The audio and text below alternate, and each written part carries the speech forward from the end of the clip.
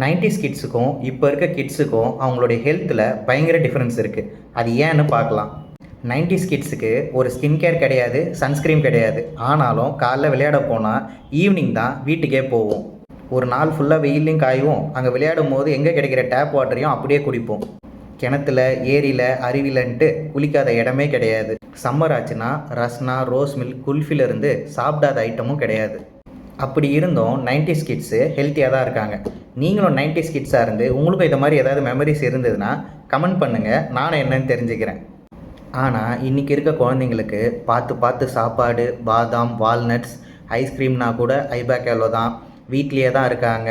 அப்படி இருந்தும் இவ்வளோ கேர் கொடுத்தும் ஏன் அவங்களுக்கு உடம்பு சரியில்லாமல் போகிறதுனா 2 ரீசன்னால். ஒன்று அவங்களுடைய லைஃப் ஸ்டைல், 2வது ஃபுட்டு. 90s கிட்ஸுக்கு ஃபோன் இருந்ததில்லை, அவங்க இன்டோர்லேயே இருந்ததில்லை. அவங்க எனி டைம் வெளியே விளையாடினதுனால வைட்டமின் டியும் இருந்துச்சு, ஹெல்த்தியும் இருந்துச்சு.